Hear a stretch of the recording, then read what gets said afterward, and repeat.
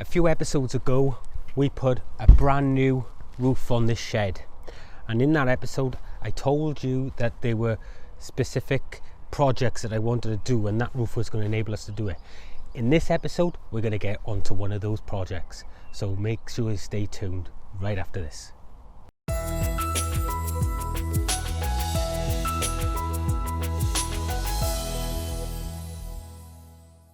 So the project, well, in this episode we're going to be putting solar into this building. Now, one big drawback about allotment gardens is that there is a lack of power there, and with that lack of power means that you can't have any lighting, so you're limited the amount of time you can spend at the allotment. You can't run all sorts of things like tools and what have you. Okay, and as many of you have seen, we have been running tools off generators and all sorts over the years. Now, that's not to say solar is the answer for everything. However, what it's going to do is allow us to have a fantastic amount of things that we can do from that solar. And the very first one is to put lighting into this shed. Now, we're going to get that done today. So we're going to go through the whole process step by step. And that very first step starts with setting up the solar panels and attaching the brackets. So that's coming right up here.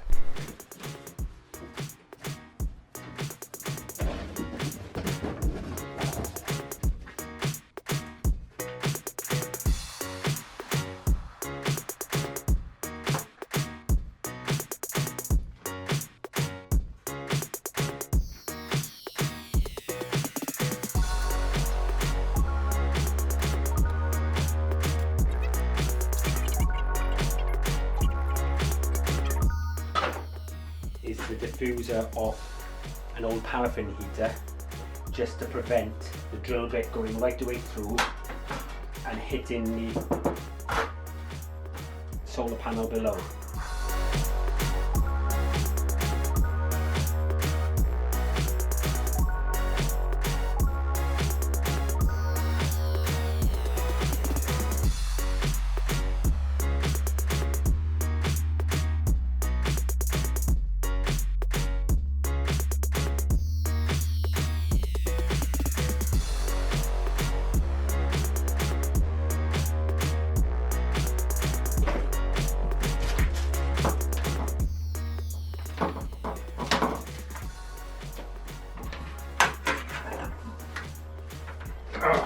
There we go, guys. We've got guttering that's in our way at the moment, so we're just going to pull this off.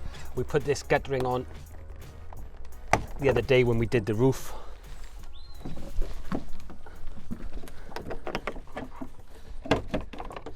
So we just need to take that off to give us access through here later. Now, I've marked on the roof where we need to be, so let's go and have a look at that.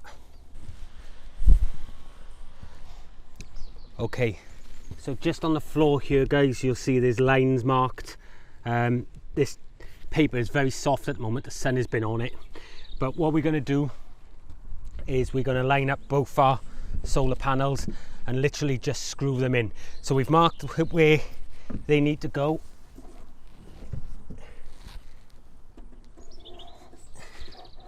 And we are not far out there on those.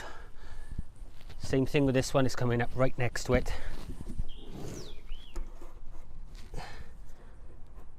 There we are. So that's where our panels are going.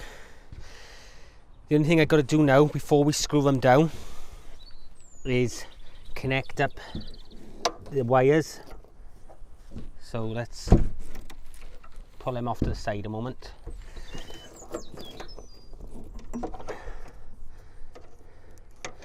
Actually, I want to put them underneath one of these.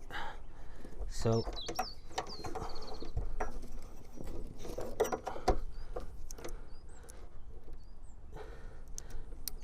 that's one done, and that can come under one of these out of the way.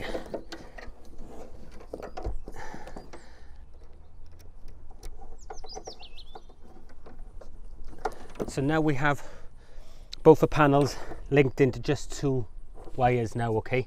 So they're going to come underneath one of these panels. I think probably this one. There we are. Excellent.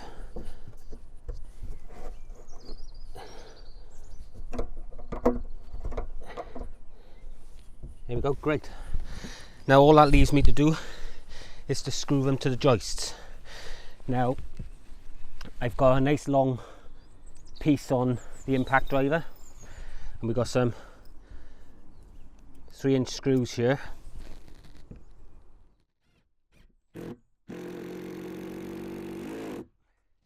Now I know what some of you will be thinking, well, why is he screwing? They could be stolen like that.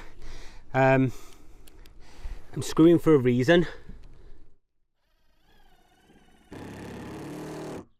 And yes, I could have put these brackets underneath, but I didn't want to. I wanted for ease of use. But what I'm going to do is round the heads of these screws off so that they can't be undone.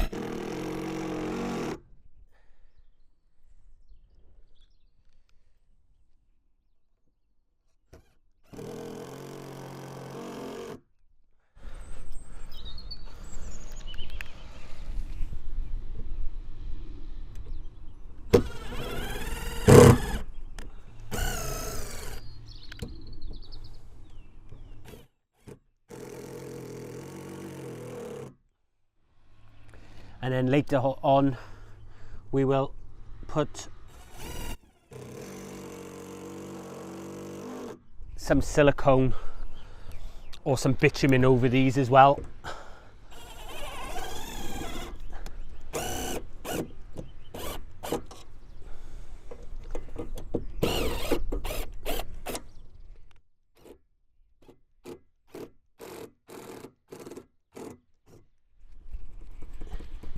No, that one's not catching something for some reason.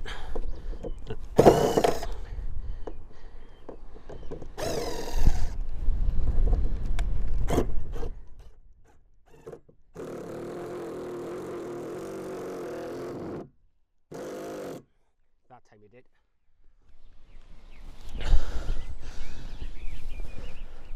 And the last one.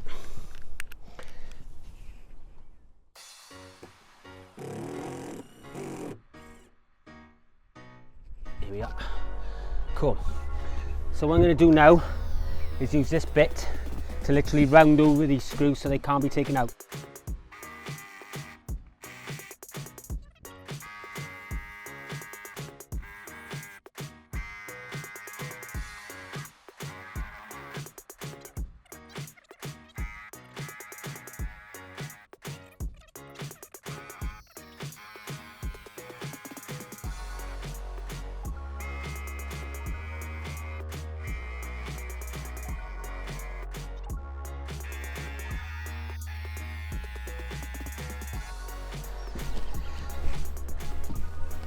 And apart from telling you guys that they're up here, most other people aren't going to notice because of the lip that's around the roof of the shed, and the path is at the front and these are much lower.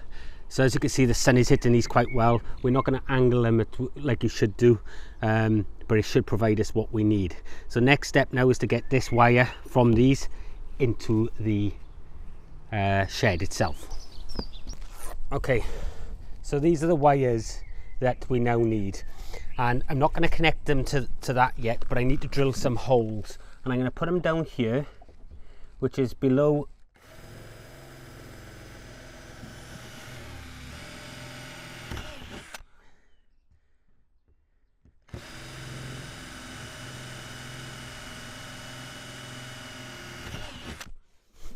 I don't know if these are going to be big enough.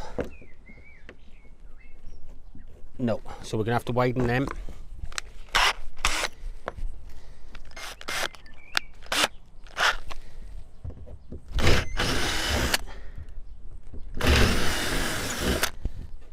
And what we'll do is we'll fill around these with a bit of silicone. But I don't want to connect them just yet, but we do need to get into the shed, or get this wire into the shed so we can do what we need to do with it.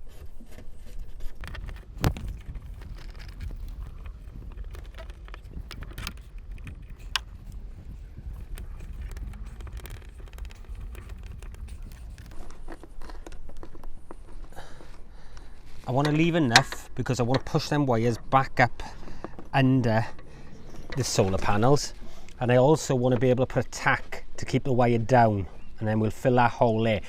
By doing it this way, by bringing the wire down and then back up, so if I leave a bit more, by putting a tack in there or a horseshoe staple or whatever it is, and then bringing it back up, any water that runs down isn't going to come into this hole, and that way it'll keep the shed dry.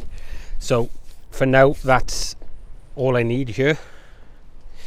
Same thing now with this red one.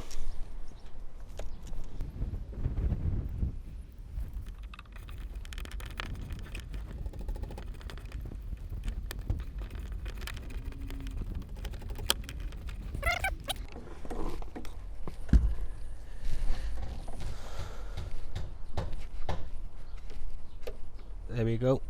So I'm happy with that. It's going to give me enough up there and to put down by there as well.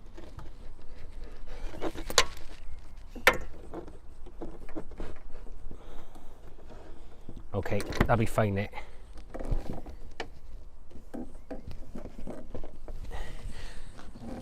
So we'll sort that out after. Now we need to get into the shed. Okay, so what I'm just going to do here now, guys, is I'm putting up a temporary board here, and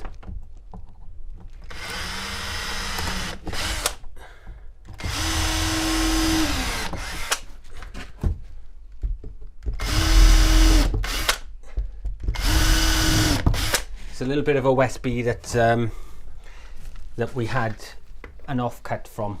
Now, the reason I'm doing this is because I want somewhere to attach the control board, the charge controller, without having to rely on it being there. I can literally remove it and put elsewhere if I need to. So we're literally just gonna put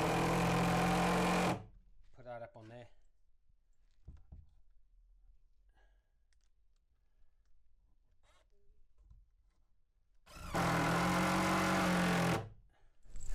And then we can attach a charge controller to this.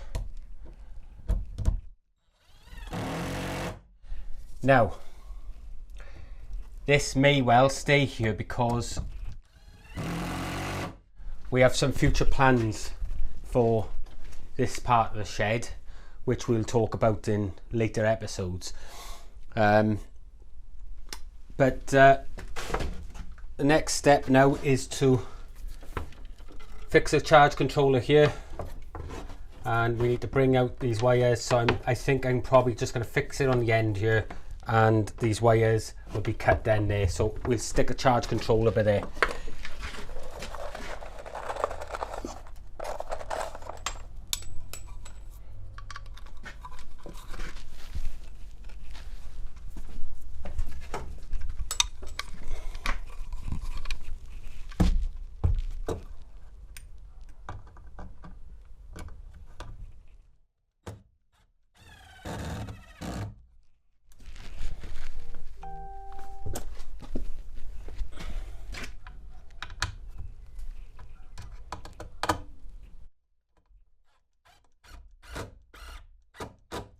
Now, what that will do is leave some space here for the inverter, which we can then invert 12 volt to 240.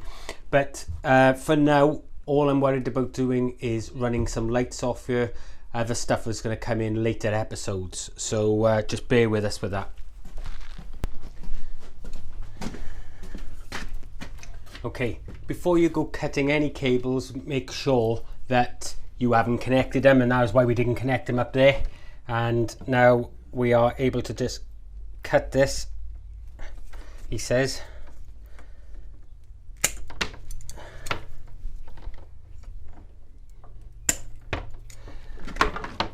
That extra bit of wire will be what we will use now to go to the battery. But we now need to strip these, and it's quite thick wire.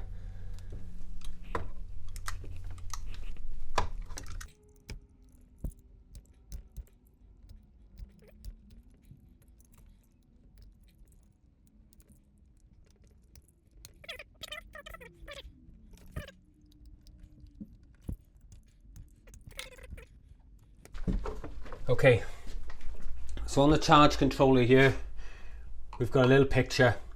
It's got one for the solar, one for the battery, and then one for the load. Now the load is whatever we're going to take away from that, and we're going to put that into a junction box where we can take off all sorts of stuff. But for these two wires, we need to go into the charge controller. So we've got a positive on the left and we got the negative on the right. The positive is always the red, so we just need to shove that up in the hole up there as far as we can. There we go, and tighten them down.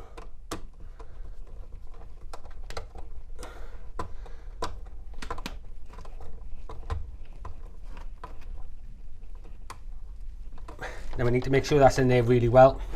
Same thing now with this negative.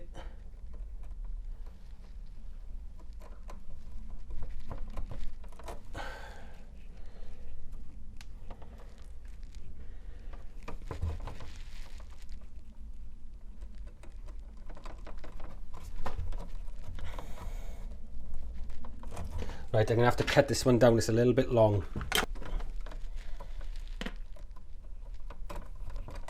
There we go, much better.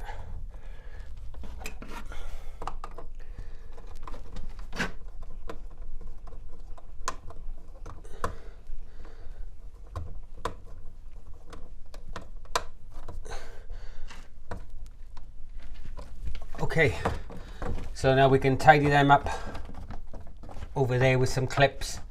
Job done. All right, so technically now we could link in that solar panel and it will be live. Okay, that is now safe. We can now run two more of these cables which will come down to the battery.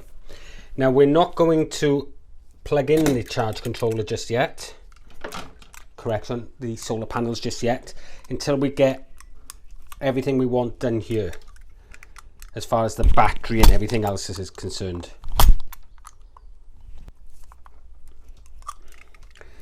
They sure have protected this wire. Now this is quite heavy duty wire, and I know we're only 12 volt, but a fair whack of power can come down through these from them panels, so we need to make sure that that we're secure there. So again, positive on the left,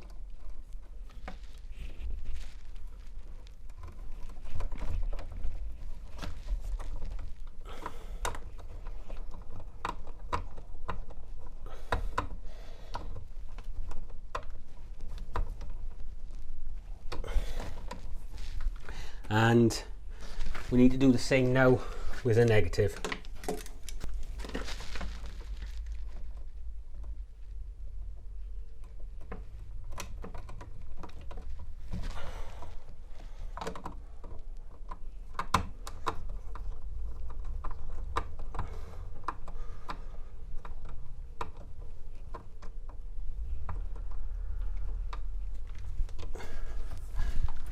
Nice and tight.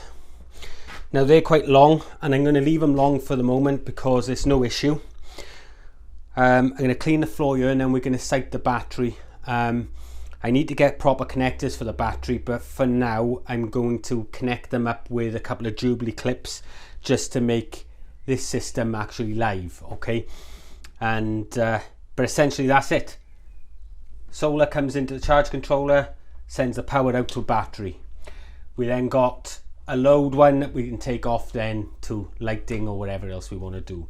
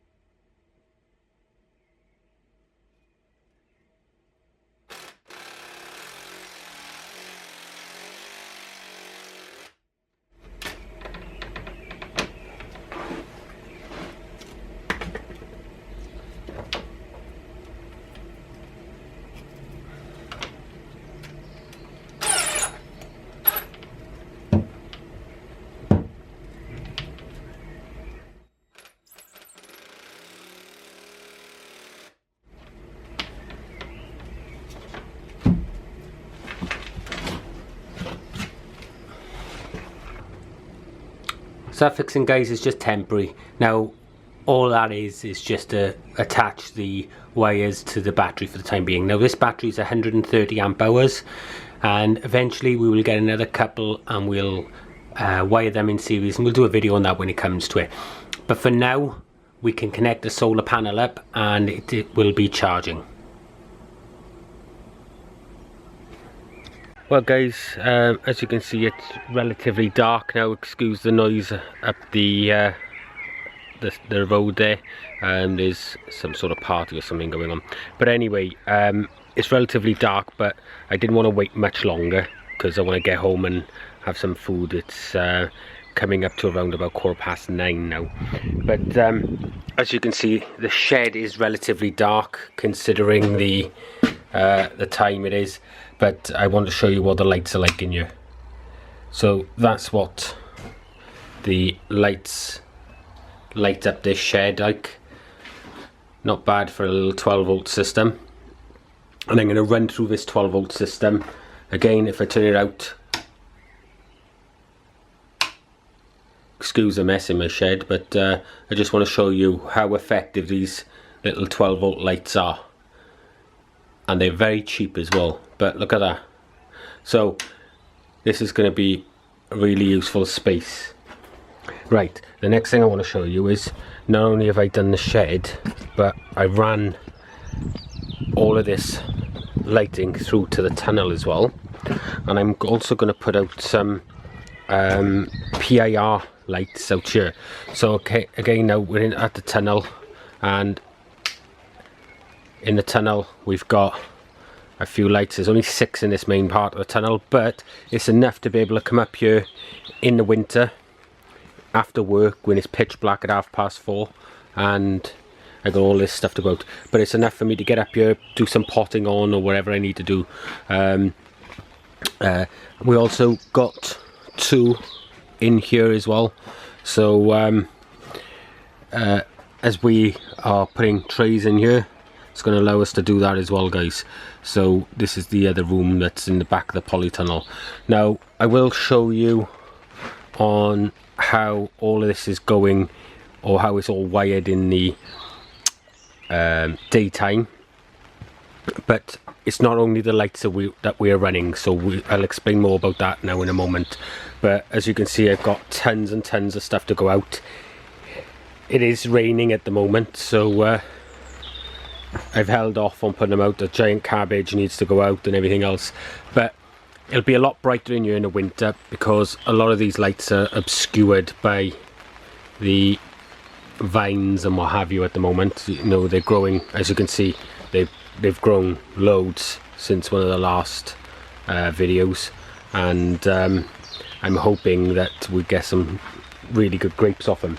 In fact, while I got you here, I will show you, we're only just in the start of May, and they're already showing grapes, and you know, little bunches here and there. And in fact, some of them are further on than others, like these here, you know. So they will I think we'll have a really good crop this year. Anyway, I sort of digress. So guys, this is the lighting in the night time. I've stayed up here late just so that I can show you what they're like in the dark, and obviously you can see, I mean, the lighting itself, we're about £2 something or £3 something each, and we've got 8 in the shed and 8 in the polytunnel. But now it means that it doesn't matter what time of day it is, we can be doing something at the plot. Anyway, I'll explain what's going on with it now in a moment. Right, we're back to the daytime, guys, so we're going to have a quick look at how this solar system is wired up. Okay, so here, all this is only really in a temporary position, but I'll explain more of that later on. But here, coming in through the top here, you have the 2 wires coming from the solar panels that are on the roof that we saw earlier on. They come into a positive and negative here. Then we've got a positive and negative which come down to the batteries. Now I've taped them together just to keep them together, and they come down to 2 batteries, and these are both 130 amp hour batteries. And as you can see, I've plumbed in some quick release connectors. They're wired in series, so one will charge the other and obviously pull current from the other. Okay, so from there we then got our load. So we run a cable up into a junction box. That then runs over to a switch for the lighting in the shed. I'll come back to this, and in fact I'll explain that while I'm here now. So this one runs off to the lighting in the shed. Then we've got this one that runs to sockets within the shed, and this one runs to the polytunnel, and I'll explain that in a moment as well. So as you can see, as we come down, I've got a hole drilled here. Still got to seal this off. I've got some conduit which runs across the top of the IBCs outside into the polytunnel. Then we've got another cable then that runs around. It goes into a socket down there, and it literally runs right around the perimeter of the building. Comes up to a small clipsal socket here, and then comes over here to another socket. I'll explain those sockets when we get out there now. But the wiring for the lights comes along the top here and terminates in this switch here, then which just turns the lights on and off. Now, as you saw from the video last night, that's quite bright. I can get in here now. A lot of the wiring is done and tidy up this mess. Alright guys, so we're now at the side of the shed. Okay, we're in a nice shaded area, and here is one of those sockets. It's an external socket, as you can see. Okay, and it's just like a cigarette lighter socket. Okay, and then but these are used for marine, as you can see. Yeah, now we got another one on the other side as well, which I'll show you, and I'll tell you why I've got these coming in. Excuse the wind noise. So on here I've got a load of hose, and I have a 12 volt bilge pump here. This moves 3,700 gallons an hour, and it moves a lot of water. We can literally just drop this down into the tank. We can get this cable, lift this out and plug it in, and now once it pumps out this water, you'll see in a moment, it's just got to fill this pipe up with water because I haven't used it in a little while,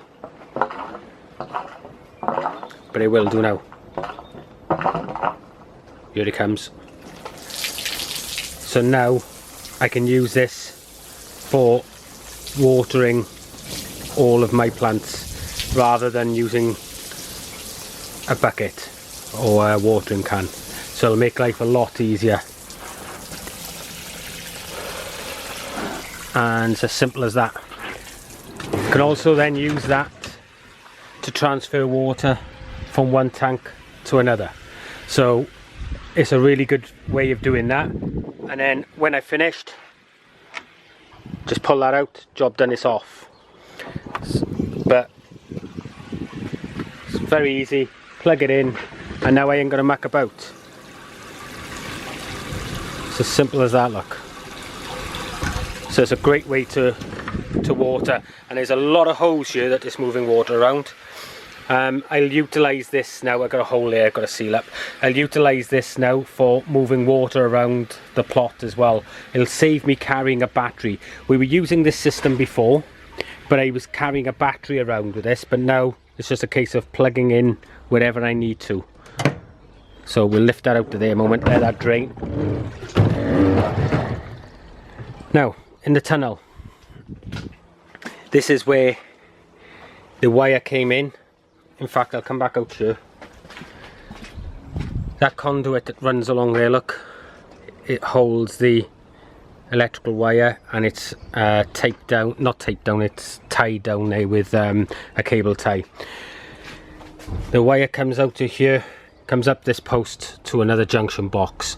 Now, this cable here runs over the top to a switch, and this one that goes off the side runs along the top there. Look, you could just about make it out, and it runs to another junction box down the bottom, which we can use for other things.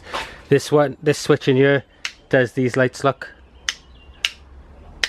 and you saw that working last night as well. Things are looking a bit dry here because I left all the windows in. It's halfway through the day and things are a bit hot, so they've wilted a bit, but we'll get that sorted. So this is where the other cable comes to another junction box, and we'll use this for powering a small 12-volt pump, and it'll be taken into here and it'll come out the back here because we plan on putting a pump in the pool, in the pond area, and once we've done that we'll be landed. So anyway guys, I hope that was of interest to you, how we've set up the solar here. All of the products I've spoken about here today are all available on our website under the 12-volt category, so go on there and have a little look. It might be that there's something there that will suit you. You don't have to have such a big system like we've got here, alright, but the reason I've got this in because there are a lot more projects that are coming up over the next few months with it, and that's going to benefit. We need the system here to do that. We don't want to be retrofitting that a second time. So if you haven't already, get across to our website, have a look at the store over there. Don't forget to sign up for the newsletter because we have all sorts of things going on there. And like I said, if you haven't already, click that subscribe button, and don't forget to like this video, and I'll see you in the next one. Bye bye.